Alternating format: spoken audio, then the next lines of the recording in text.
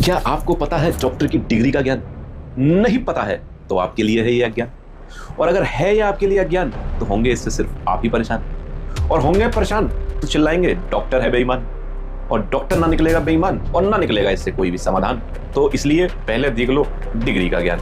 नमस्कार, मैं अमन वर्मा, आपका लोकल हेल्थ गाइड। आज हम बात करने वाले हैं एक ऐसे ही टॉपिक पे। अक्सर आपने सुना होगा, लोग बोलते हैं कि प्रसूति के समय अर्थात डिलीवरी के समय महिला की मौत हो गई, उससे 4 यूनिट ब्लड के मंगाए और उसके बाद दूसरे अस्पताल में ट्रांसफ़र किया और मरीज की वहीं पर डेथ हो गई। तो आज हम इस पर ही बात करने वाले हैं। इसमें डॉक्टर की डिग्री और डॉक्टर का चुनाव एक बहुत अहमियत रखता है। मैं अक्सर यह देखता हूँ कि लोग ऑप्स में जब किसी दूसरी डॉक्टर के थ्रू ऑपरेशन कराते हैं या डॉक्टर एमएस होती है ऑपरेशन कराते हैं, तो देखिए एक गाइडलाइंस है इसके लिए। क्योंकि जब महिला का डिलीवरी होती है तो वह मरीज नहीं होता, वह एक नेचर का प्रोसेस है, वो मरीज नहीं कहलाता। उसके लिए एक बहुत अच्छी society, American gynaec society AGOG, इन्होंने भी एक बता रखा है कि 10 में से 3 महिला ऐसी हैं जिनको एबनॉर्मल ब्लीडिंग होगी।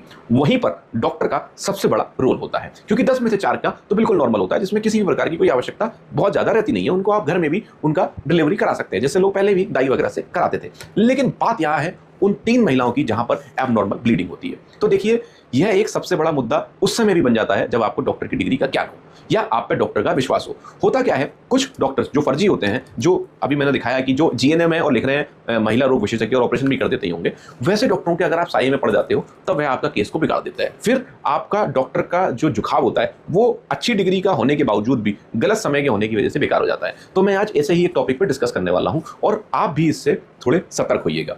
एक मरीज शहर में, पहले गांव में अपना ऑपरेशन कराता है किसी लोकल डॉक्टर्स पे, जो MS सर्जन नहीं था, गायनी नहीं था मतलब। जब उसने ऑपरेशन कराया तो उसका एबनॉर्मल ब्लीडिंग हुई तो उसने बोला कि भैया आप फटाफट इन डॉक्टर के पास लेके जाइए। तो वो क्या बोलता है, नहीं आपने मेरा केस खराब कर दिया। वो वहाँ अपना टाइम वेस्ट कर रहा है क्योंकि 2 यूनिट ब्लड की लग चुकी है, अब 2 और लग गई। अब वो उसको याद आया कि नहीं, डॉक्टर कह रहा है मैं लेके जाता हूँ। तो वो क्या करता है, उस समय पे वो MS गायनी के पास जाता है।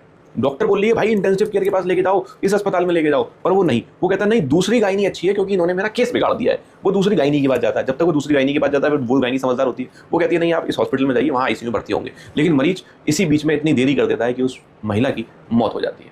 तो थोड़ा सा आप इस चीज़ को ज्ञान रखिए कि आपको किस डिग्री पे किस डॉक्टर से इलाज करना है। अगर आपको कोई डॉक्टर ऑपरेशन के समय पे 2 से 4 यूनिट ब्लड की मंगाता है तो एक पता कीजिए, एक MS सर्जन है, क्या उसके अस्पताल में ICU है, क्या वो मैनेज कर सकता है, क्या उसके पास इंटेंसिव केयर से बोल रहा है। और सबसे मेन बात, आप जिस ऑपरेशन करा रहे हैं उस समय उस डॉक्टर पे बहुत कंट्रोल कीजिए। वो जहां आपको ट्रांसफर करेगा ना वहीं आप जाइए। कुछ लोग सोचते हैं कि उसकी कमीशन होगी या वो उसका केस छुपा लेगा इसलिए वो वहाँ ट्रांसफर कर रहा है, नहीं, उसके पास आपकी केस की स्टडी होती है। वो दूसरे इंटेंसिव केयर डॉक्टर को पूरी स्टडी बता देता है, जिससे कम समय में पूरा मरीज कंट्रोल होने की संभावना रहती है। लेकिन लोग गलती क्या करते हैं, वह गलत डॉक्टर का उस समय गलत समय चुनाव करते हैं। यह एक बहुत